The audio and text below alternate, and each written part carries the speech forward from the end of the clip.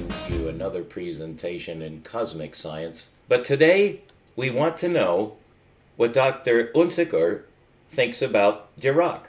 So let's get going here. I just want to show you, this is a LibreOffice document. You see I'm highlighting asymptotes of quantum infinity. I released that just 2 days ago. And by the way, today is Halloween day. Tonight the kids will be coming out with their costumes. So this was produced 2 days ago. Asymptotes of quantum infinity all of a sudden has gotten 34 views. It only had around 10 yesterday. So all of a sudden that has come to light, which I believe is a very good video, although I, once again, make a quite typical valence error. When I go like this and show the y-axis, I call it the abscissa. When I just dot gun, yes, I'm a little dyslexic, I'm sorry about that. It really causes some embarrassment. And when you get the force valence wrong on the strong force, that's not just a casual lapse. I had to analyze, because I've done this several times. But in this case, it wasn't the force valence, it was the abscissa, which is the x-axis, and the ordinate, which is the y-axis. And right after I said that, within like 5 minutes, I said, and so on the abscissa, and I pointed up. So, I mean, that's a serious error.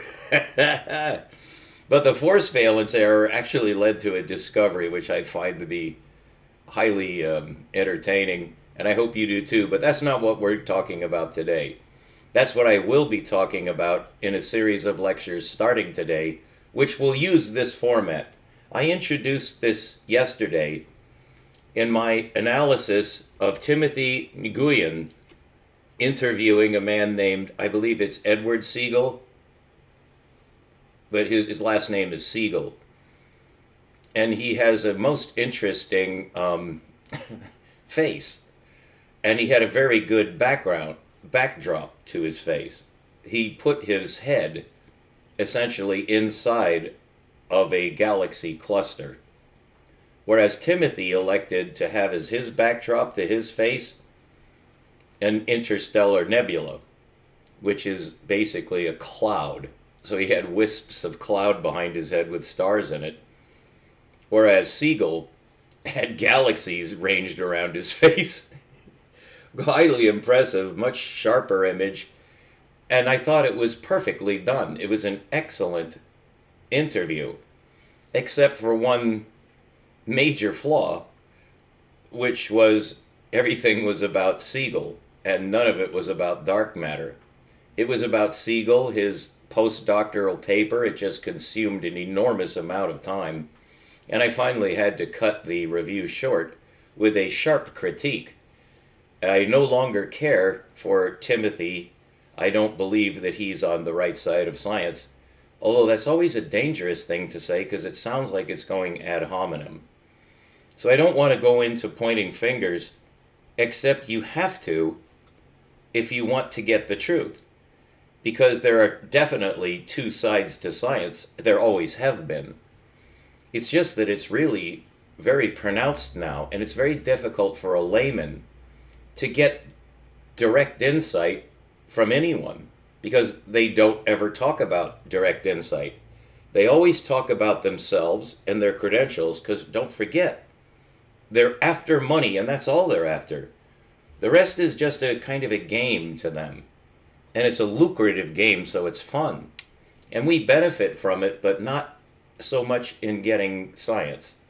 I specialize in science, which again is quite subjective and quite a bit of a pat on the back, you know.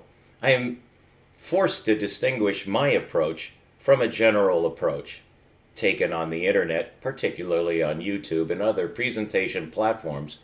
It's a money game, and that ruins it. So I'll leave it at that. I will continue to review. I will return, in fact, to Timothy Nguyen's interview of Siegel, which is an hour and a half long, so I do fast forward quite a bit so that you won't be burdened with the essential baggage of an initial interview. It's to introduce the man so he can start making money. Siegel now has his own platform. So he's trying to get money. Well, so is Timothy. And they hide that. They never talk about it because that would ruin the game. But it is about money. It's just a fact of life, and that just ruins science. It just does, on a statistical basis. Now, Paul Dirac also had to make a living.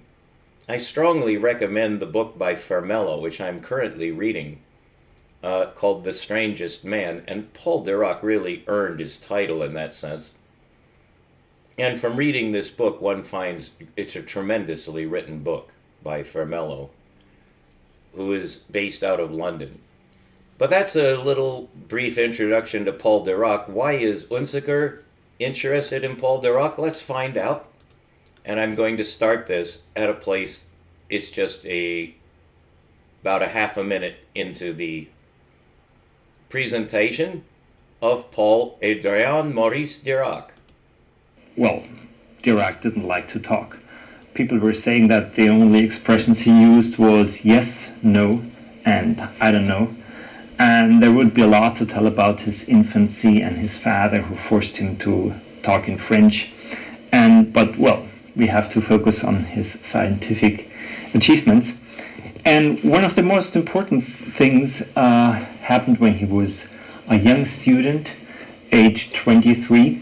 At the time, there were two competing versions of quantum mechanics. When Heisenberg had developed his matrix mechanics, Erwin Schrödinger had the ingenious idea of a wave function. These two versions seemed to be totally incompatible at the time. And Schrödinger and Heisenberg didn't like each other's theory, by the way, but Dirac managed to prove that they were indeed the same thing. So this was an important problem to be solved at that time. And soon later, Dirac went ahead and tried to generalize Schrödinger's approach, which was non-relativistic, to a relativistic version.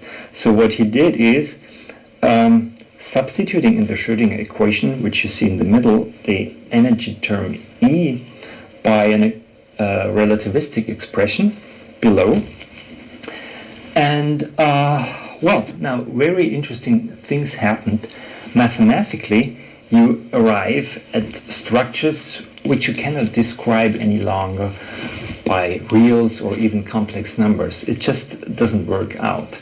So, all right, he just said something quite provocative.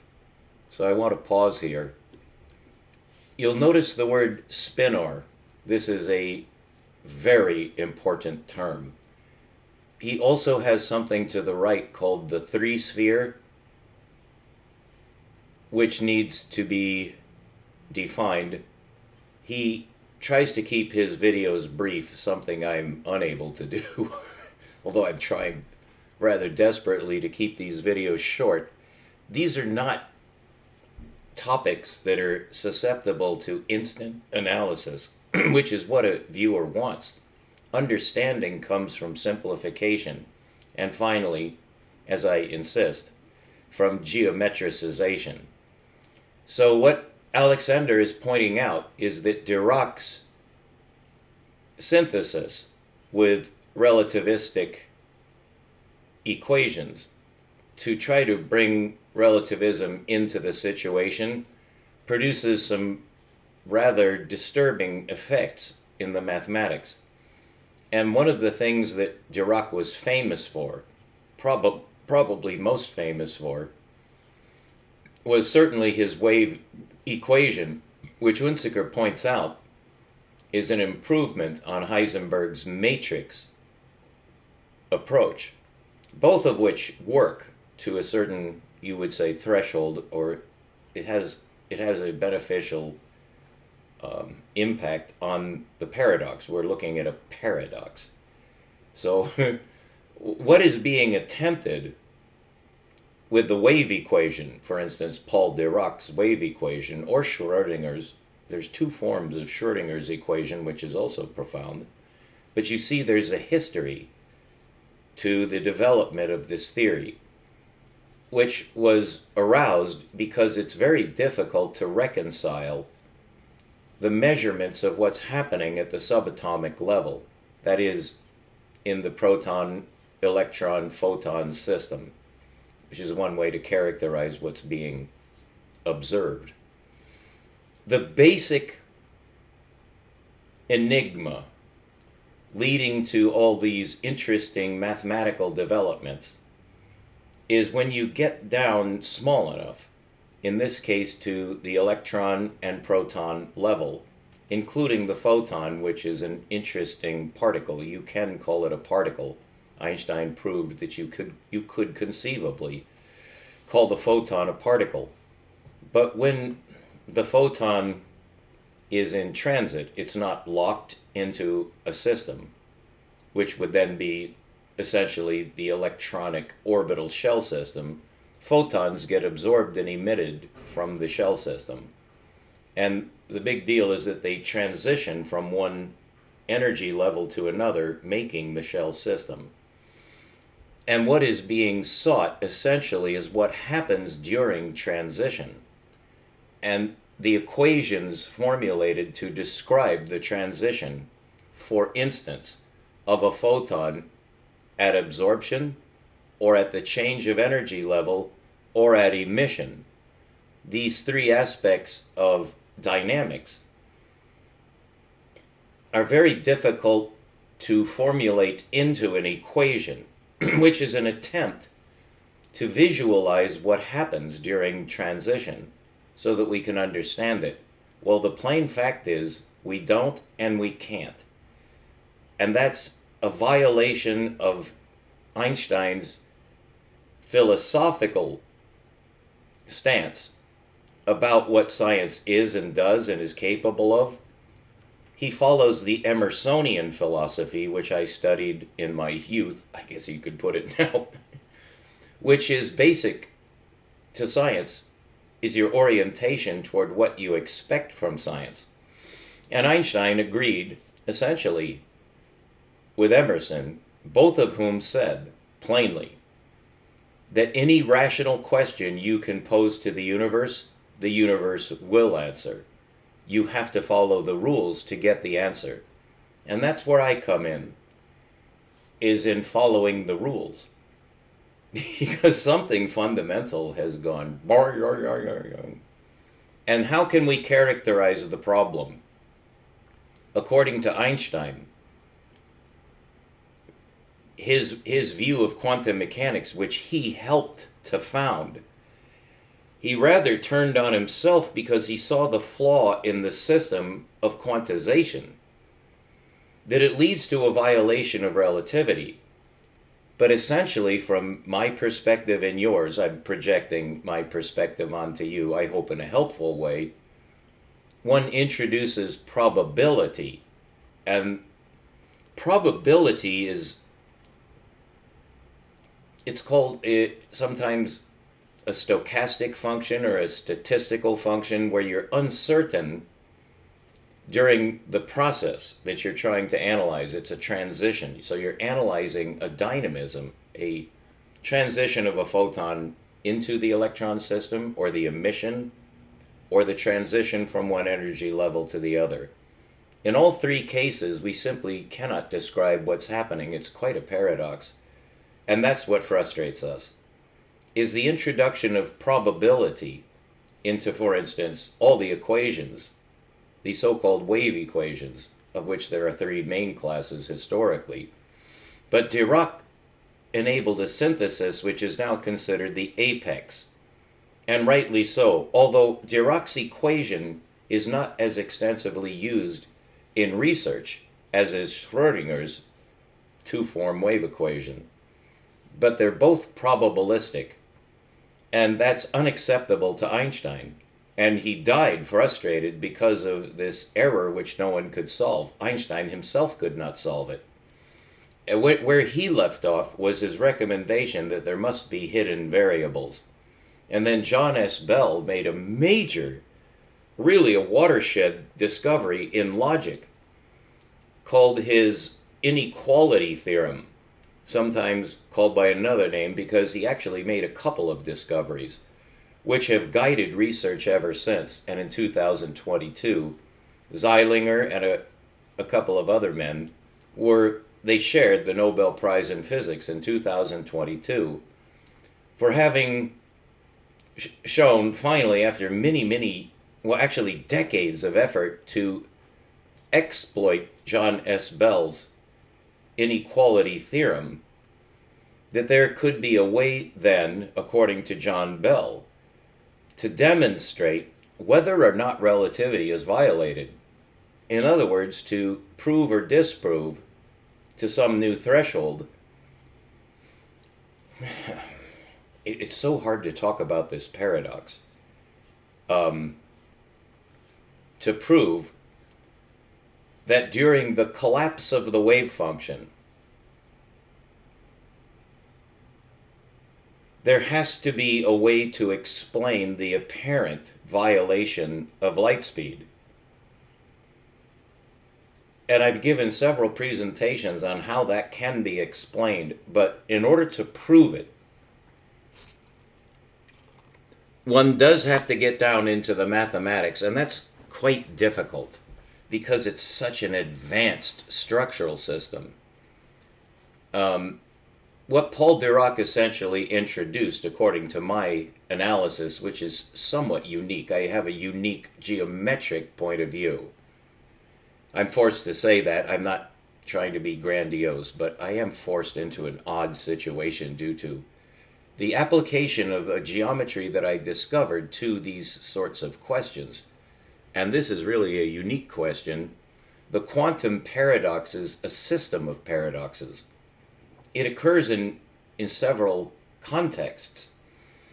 But the essence of the matter is that we can make one measurement, allow a time lapse, and make another measurement. And we cannot explain what happens between the two measurements. That is part of what is called the measurement problem, which is one aspect of the paradox, which was explored rather amazingly at first, because no one was quite sure even where to begin to solve this incredible paradox. That the best we can do, speaking now of Paul Dirac's Spinors, the best we can do is complexify the relationship further than standard 2D complex numbers. In other words, complex numbers as a system of analysis can be extended to higher dimensions. I think it's fair to say that Paul Dirac discovered that. He composed what I call hypercomplexity, which simply is a further complexification of the complex relationship, which is a relationship. And that has to do directly with Heisenberg's matrix formulation, which you heard Unzicker mention. The matrix is a way to, you make actually a diagram. It is a matrix, which is in the complex number system, is a 2x2 matrix. Now you may have heard of Pauli matrices. The Spinors can be composed as matrices as well, and you can see that in the series of formulas that are below the word Spinors. And the matrices there are, I think you would call them 1x4. The 2x2 or 1x4 refers to the row and column, and you do have to be quite cautious about which is which. This is where I would make a mistake typically, is getting the row column order inverted, which you must not do because it changes the equation if you reverse the row column order. It is non-commutative in that sense, and that's quite a famous term, non-commutative algebra. So what Dirac did was he complexified the complex system, which is quite difficult to abstract into your mind. It's like it's already difficult to do conjugal algebra, a 2x2 matrix, which is what the complex number system is in that matrix expression. But to complexify the complex numbers is it induces quite a bit of mental gymnastics to even do it mathematically. But to try to visualize it is utterly impossible at this time, and everyone admits it. That's one reason for the expression you see on Dr. Unzicker's face, is he himself is tantalized, as we all are. Anyone who's trying to break the code here is utterly fascinated, but you see there's a level of tension because science is exclusively about solutions. If you have a theory, which is all we have now, then you haven't got the answer. That's what a theory is. It's a placeholder for a solution, and a solution must be provable, and that's where the mathematics becomes critical, because this is how we prove what we see. Well, nobody can prove anything to solve this paradox, which is a violation of light speed. It's considered spookier than that because that attracts the interest of a general audience, because, of course, that's fascinating even to a layman, that something might violate light speed. Actually, it should be formulated in a slightly different sense. What is the actual paradox? I just attempted to define it, but a paradox is notoriously difficult to define. We're at a loss for words, literally. We can't identify what we're seeing. It just happens, but it can't be explained. Well, that just drives us to frustration. We want to explain it because we know we should, we can, we must. Well, we can't, and so we're troubled. So that's our introduction. We're at a half an hour. That's probably enough for now. I did want to set a firm basis for what we're going to be exploring in the upcoming lectures. This will be to reintroduce the Boschkovich force curve, and I'll show you the solution to the quantum paradox. I already have several times, but this is very good for me to practice because I intend to do this as often as I can to a much wider audience, which is now beginning. I'm starting to get noticed, which is good, but I need to be prepared to explain what I believe I've discovered. I'm quite excited about it. I may not look it. My eyes are a bit red. I can see that. I basically just woke up. So I'm sorry about my appearance. A presenter should always appear at his best, in every sense. And I could tell stories, but we're at a half an hour, so that's enough. Thank you for tuning in. This is where it counts. Leave comments. I welcome comments. It's all right if you say what you want to me. I will respond rationally. That's my job. I don't get enough comments. I hope that they begin. As for likes, I enjoy seeing likes. So like if you want. But I don't get money. I won't accept money for this. I will lecture for free, anywhere, anytime, on anyone's show or with any professional interviewer. I am open for collaboration. I will do a good job. I've been practicing for over 3 years for this, and it's come much, much farther than I ever expected when I discovered spherical geometry. So thank you again for those of you who are starting to follow. You won't be disappointed. I'm a religious man, so I'm pausing here to say if I should swear to God. As long as I'm not transgressing any known law of God or man, I do swear to God that I will deliver what you want. I'm the man for the job, and I think my face shows it. Because I'm walking into the UFC cage, okay? I'm going in to duke it out. But there should not be violence in science. It's just that there will be, because of the industry. It's a group mind, and so it doesn't really have a conscience. And so these men are kind of guided. When I say these men, I'm just referring generally to anyone who's making money through their presentations. They're necessarily biased. And it's very important not to go to the man ad hominem, even indirectly. And so I'm walking a tightrope. I'm a principled man. I'm an ethical and moral man. I claim that I'm a religious man, but nobody is quite sure what that even means anymore. So I am trying to do my best for the best possible good.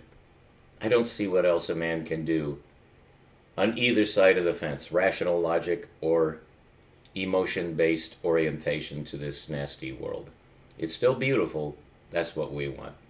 We want the beauty. And Paul Dirac will inform us through Unzicker's eyes at first. Read that book if you can. The Strangest Man, Paul Dirac. He's quite emblematic of both sides of a notoriously divided industry. The men who are trying to get the beauty still exist, of course, and we all want to think of ourselves that way. But there is a conflict of interests where money and, personality is involved. So we do have to observe each other in a critical way for the sake of science. This is for the sake of all generations to come. This is the only evolution at all that's taking place around us, is in the human race in advancing its understanding of the universe, because it's the only thing we do together well. That's science. And it has to be monitored. And that positions one perhaps in a way that one does not wish, is to be an authority without proper accreditation. That describes me. I'm now a man who has some projected form of authority because I claim to know things that other men don't know. Well, that can arouse jealousy. It can be considered a threat at some strange level. But I don't think individual men, except unconsciously perhaps, accede to that kind of an orientation that this is adversarial. It's not, ultimately. We're all in this together, and I believe we now have, well, I personally know, but science is about communication, collaboration, and consensuality, which is the opposite of adversity. We're trying to pool our intellects together to gain new thresholds of understanding of the beauty of the universe. It's beautiful. Never forget. And if you do forget, just wait for the sun to go down, and you may have to wait for a clear night sky, but look up. It is grand in the highest possible sense. That's what we want, is to unify ourselves with that in some transcendental way. So that's my philosophy there. I hope that helps. This is Out of Galactic. Keep looking up. We'll be right back with this new format, which I hope you enjoy.